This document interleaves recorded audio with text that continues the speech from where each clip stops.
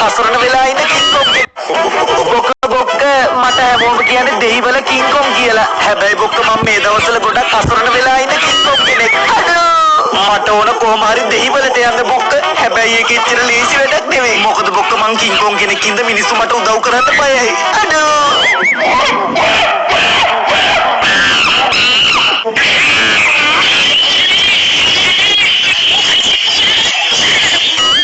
මගේ කතාව ගොඩක් දුක්බරයි බොක්ක.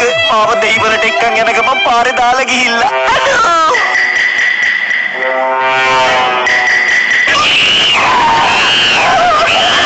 දැන් දන්නවනේ බොක්කල ස්ටෝරිය මොකද්ද කියලා. මම මේ දෙහිවලට යන පාර හොයන ගමන් ඒක එච්චර ලේසි වැඩක් නෙවෙයි.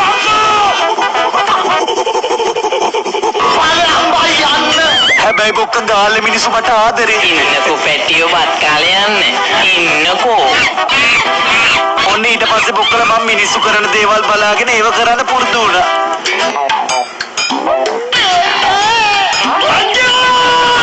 මිනිස්සු කරන දේවල් කරන්න එච්චර ලේසි නෑ බොක්ක.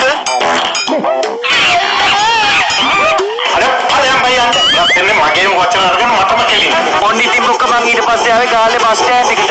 දෙහිවල යන බස් එක හොයාගන්න. මං හොයාගත්ත බොක්ක.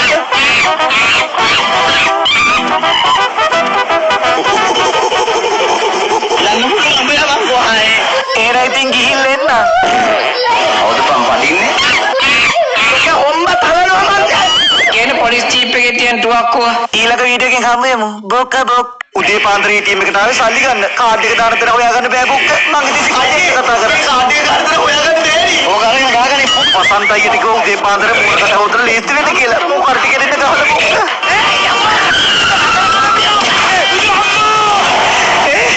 රුපියල් 100 බං ගන්න පුළුවන් උනේ.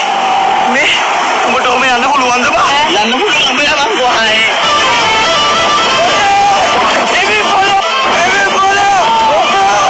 ගාලෙන් අපරාධුවට ආව. අපරාධුවෙන් කොග්ගලට, කොග්ගලෙන් කඩේකට. පළු 6යි. අයිස්ක්‍රීම් 12යි. සොප්පැලියයි ලුණු මිරිස් තනියයි ගෙහෙන්නවලු. කඩේ තියෙන ඔක්කොම ඕඩර් කරා බොක්ක. ඕඩර් කරලා හොද්දට බඩ පිරෙන්න කෑවා. පස්සේ මීටර උනේ සල්ලි නෑ කියලා.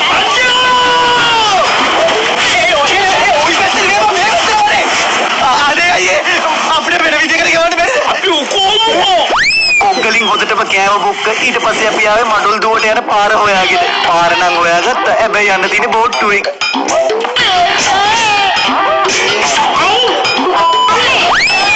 මොකිට එක බෝට්ටු සවාරියක් යන්නේ? ඔන්න ඉතින් බොක්ක අපි මේ පාර ආවේ මඩොල් දුවට.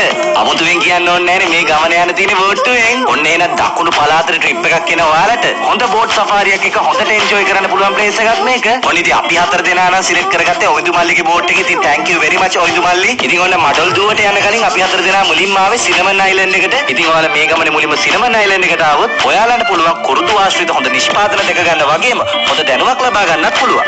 ඔන්න ඉතින් මේ ට්‍රිප් එකේ අපි ඊළඟට ආවේ සුපිරිම ප්ලේස් එකකට. මෙතන ටිකක් ඩේන්ජරස් වගේම කිචි කැවෙන ප්ලේස් එකක් බොක්ක.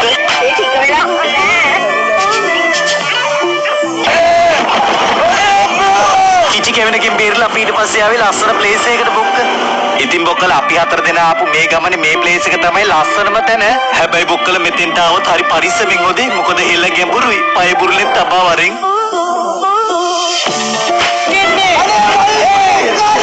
ඔන්න බොක්කලා එන ගමනේ අවසානට ආවා. අපි ආවා අන්තිමට මඩොල් දුවට. ඔන්න එහෙනම් දකුණු පළාතේ ට්‍රිප් එකක් එන්න ඉන්න අය දන්නවනේ මේ සුපිරි ප්ලේස් එක මොකද්ද කියලා. හැබැයි බොක්ක අපේ ට්‍රිප් එක තාම ඉවර නෑ. දැන් තමයි පටන් ගත්තේ.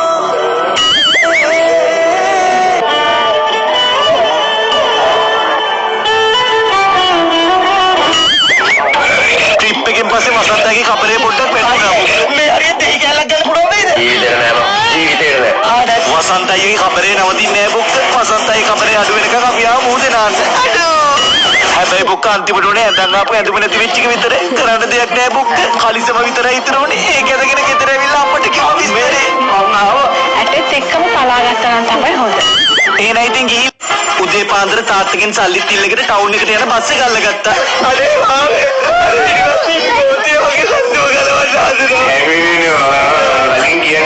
මං තාත්තගෙන් සල්ලිත් ඉල්ලගෙන ආවේ ටවුන් එකෙන් අහස් කූරු ගන්න. හැබැයි අද ටවුන් එක ගොඩක් බිසි බොක්ක.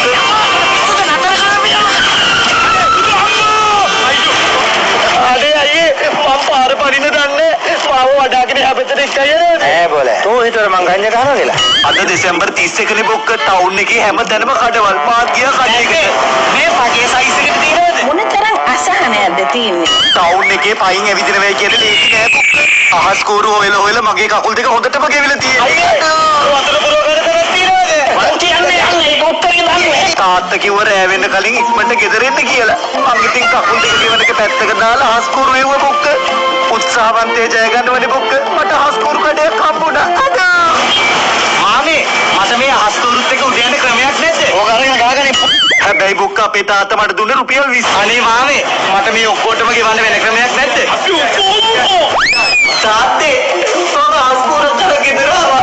අනවතෝ 20ට දුන්නේ එක අහස් කෝරයි බොක්ක. නැන්දේ ඔයාලගේ ගෙවල් පැත්තට නේද අහස් කෝරාවේ? බලවත් කවුද මුංගේ මමලා? එහෙනම් ඉතින් හැමෝටම සුබාරුත් අවුරුද්දක් වේවා. කීල් එන්නම්. බොක උදේ පාන්දර ටවුන් එකට ආවා කීල් එකේ. පස්සේ කියන්න විතර සල්ලි තියෙන්නේ. මට වෙන විදිහකට ගෙවන්න පුළුවන්ද? අපි ඔක්කොම කීල් එකේ අයියා ෂේප් කරගෙන මං ශනිකාවේ කොළඹ බස් ගන්න දරට. මං අද ගොඩක් එක්සයිට් වෙලා ඉන්නේ බොක්ක. අනේ සෝරි අක්කේ. මොනතරම් අසහනයක්ද තියෙන්නේ? කෑල්ලක ගෙදරින් අපේ සම්බන්ධෙට කැමති නෑ බොක්ක. මම මේ කෑල්ලව පන්නගෙන එන්න මොරටුවට යන ගම.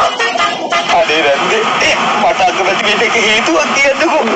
තෝ ඉස්සෙල්ලා කන්නාඩියක මූණ බලපිය. තෝ හැලි වඳුරෙක් වගේ. ඇයි බම් මට ඔබ මෙහෙම වෙන්නේ? අයියේ ආශිකීගේ සින්දුවක් දානවද? කලින් කියන්නේ ගහට ගහක් මොරටුවේදී හම්බ වෙනවා කියනවනේ බොක්ක. හිත හදාගෙන මොරටුවට ආවත පට්ට බයින් හිටියේ බොක්ක. කෑල්ලකගේ දෙට්ට අහුවෙයි කියලා. මම ඔයා වෙනුවෙන් ආවරත්තර මොරටුවට. අනේ අයියේ. කෑල්ල පන්නන් යන එනර්ජි වලින් හොදට කෑවා. පස්සේ මීටරුනේ මං ගාව සල්ලි නෑ කියලා. අයියේ මේ රෙදි කෑල්ල කීද වෙන්නේ? අම්මගේ රෙද්ද. වෙලාව රෑ 8යි කෑල්ලකව මොරටුව ස්ටේෂන් එකට එන්නම් කියලා. අනේ අයියේ. කෑල්ලකින් සල්ලිත් ඉල්ලගෙන ශනික ටිකට් අරගෙන ගාලට යන ට්‍රේන් එකට නැග්ග බොක්ක. දැන් තමයි හැබැයි යුද්ධෙ පටන් ගන්නෙ. මාමණ්ඩි කෝල් එකක් ගත්තා.